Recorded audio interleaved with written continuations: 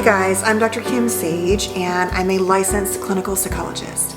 And this is a video I've been wanting to make for the last, few days. And I really wanted to share with you some ideas around mental health that I think show up so often in our pop culture, in our news and media. And yes, they are always sort of interesting about celebrities or the media. But at the core, I think they're often about all of us, and that the stories and the struggles that those who are famous have, while there may be high highs and low lows, they are still human beings and they still struggle. And so just like them, we struggle. And so I'd like to take this sort of moment to begin to make a few videos and see what you guys think about topics related to mental health in the media. And so I thought, much like the video I made around Paris Hilton's trauma, that I would start this bit of videos around Britney Spears, the documentary Framing Britney Spears, because it's been all over the news lately. And I decided to watch it on Hulu just the other day, and it just brought up so many things for me that I wanted to share with you guys. And so I'm just going to share 3 things that I think are important to keep in mind that really affect not only Britney, but potentially all of us in some ways, and maybe open dialogue. And I hope you will consider leaving your thoughts and discussing and dialoguing with each other and me. And if you want to subscribe and click the bell, I would love for you to do that. I've been so amazed to watch this little community grow, and I am truly, truly grateful for your time and your thoughts. And I hope to keep helping and inspiring in whatever ways I can. I will keep making content around my normal stuff, but I really do want to talk about things like, Britney and Kim and Kanye's divorce and bipolar and how that affects families. And I want to talk about hopefully this next week, the Marilyn Manson, Shia LaBeouf, and Armie Hammer allegations, because I think that there's a lot of stuff in there that's important to talk about in terms of issues for all of us. So let's get into the Framing Britney Spears documentary.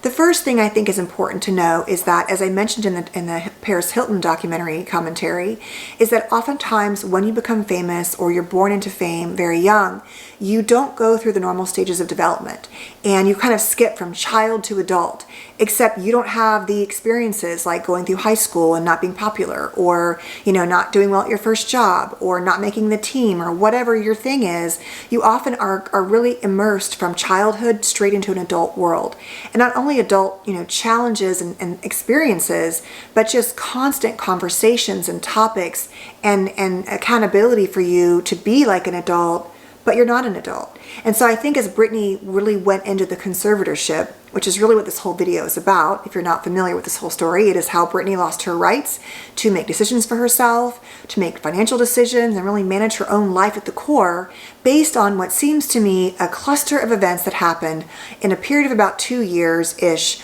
around the time she got married to Kevin Federline, got pregnant, had 2 babies within 2 years, and then went through a highly conflictual custody battle and divorce. And so that's what this is about, this video, right? So the first thing is she went through all of that, most likely with potentially some developmental delays or blocks. And though she seems very strong and very passionate and very much aware of what she wanted, and goodness knows she worked so hard to get there and stay there, I think that the world was, really so intense upon her. How could she have possibly known what it was going to be like to deal with that level of fame and paparazzi and adults and greed and pressure? And so as she was facing pregnancy and marriage and conflictual divorce, she may have also had some delay that way and missed some time to cope. And frankly, even if she hadn't, I really would challenge anyone to be handling the amount of things she was handling at that time. It just seems crazy. And I will also say that I don't really see male pop stars or actors having the same challenge. This issue seems to happen much more predominantly with women. And I think John Mayer just discussed this in a post he made about it. It's like he's like, I got off free compared to her. And so I think that's a different conversation about society and culture and sexuality and age. And it's also really disturbing the kind of questions she was asked about her sexuality and her body at 15 and 16 years old. It's just horrifying. And so I can only imagine how much it was. But you have the delay, and then you have what I think is the biggest part of this whole story in some regards, is that she had these 2 babies in such a short amount of time. She was still very young. developmentally and physically. She also, went through as the first, or I guess it was the second pregnancy ended, right after the baby was born, within a month, she'd filed for divorce against Kevin Federline. And so now she is, dealing with all of that, fame, probably some family dynamics with her own childhood, but I'll get to that in a minute about her dad. And then you have a highly conflictual situation in terms of the courts. And let's say maybe she had a pre-existing condition. I have no idea. The name, it's been thrown out that she may have bipolar. I think that is not okay for us to make any decisions or judgments about that because we have no idea. And those are medically sealed records that are hers to decide what to do with.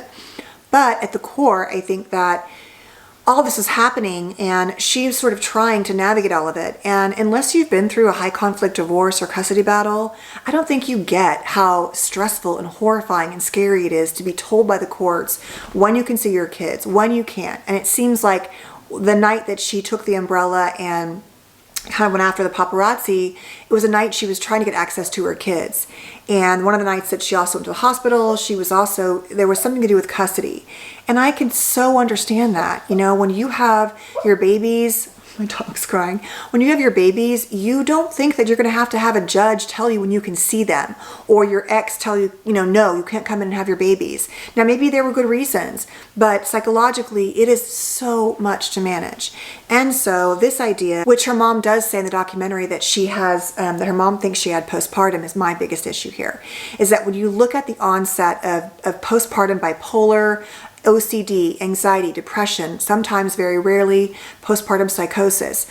All of these perinatal issues, what we call them perinatal issues in terms of perinatal mood and anxiety disorders, all of these things can so be elevated when you have a new baby, you're not sleeping, an elevation of hormones readjusting and all of that.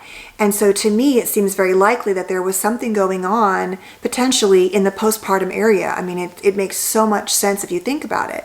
And so the fact that she was, held accountable at that time and punished, it feels like punishment to have, had this conservatorship for so many years, and perhaps she still needs it. And perhaps there are certain parts she does need. I have no idea. But the issue I have is also how it all went down at this time. And so that brings me to the last issue, which is her dad. And I think that if we think about the developmental delay and a woman struggling very severely with something like bipolar or some sort of postpartum difficulty, and in fact, bipolar is often not recognized when it should be for women, and the risk period for bipolar for women is also much higher right after a pregnancy in terms of onset or recurrence. And so that's a really important issue to keep in mind, that how do we talk about women's mental health and how much secrecy we keep around birth trauma, miscarriage, pregnancy loss, fertility issues and loss, newborns, and women's struggles. And if you ask most women who have had a pregnancy or a baby, there's often trauma in there in many, many places. And that's what I talk about on my channel. So I think all this is so important. And often we still don't talk about enough, things like the trauma of giving birth and afterwards what our bodies do and how we feel, and losing babies and trying to get pregnant and managing newborns. It is so much, and so that's why I think this is important, and also for Britney it was important. So it just sucks that she would have potentially had this cluster of events happen. I wonder if she hadn't had babies then, would this thing have happened the same way? And my guess is no. Maybe she had some issues that could have been managed, but it was just too much. And then the response was so severe and so permanent, and that's another issue. So quickly, back to, I got lost there a minute, to her dad. And this is what also truly bothers me, is that it does appear that whatever happened in their childhood, they didn't seem to have the closest relationship, and or he wasn't around, and or he seemed to also have his own struggles. And so him supposedly struggling with his own career and his own mental health, how does that make you the right person to manage such a massive fortune and a person's well-being? Like, I don't know. Seems like people who have, financial expertise and mental health expertise might be better options, but that's not for me to say. However, I think that it is not okay, and I've watched other therapists who've kind of made videos on this topic with Britney. I think we all agree that if Britney is well enough to function the way she does and run all the shows she did and work so hard, and is well enough to say, at least at this point, it seems like she's saying, I'm accepting I have to have the conservatorship for now, but I don't want my father to be the person on it. that should be respected, and I don't see why it wouldn't be. Although there was just a recent ruling where he was kept in place. There was another, I think, bank added as part of the management of the estate dynamics in her, but it doesn't seem okay to me. And so when you look at family systems issues like parenting and all of that, think about all of you, those of you who have had difficult parents, and then you become famous, and now they get to make all the decisions for you. And maybe they weren't the greatest parents. Maybe they have their own significant toxic issues. Maybe they have, BPD or narcissism or whatever it is. I just think that it triggers for all of us how, even in our own ways, parents or systems or partners can become in control of our lives in ways that we never originally signed up for. And so that's my piece on this one. I would love to hear your thoughts. And please feel free to share below. And don't forget to subscribe and click the bell. And I will see you next time. Bye guys. Take care.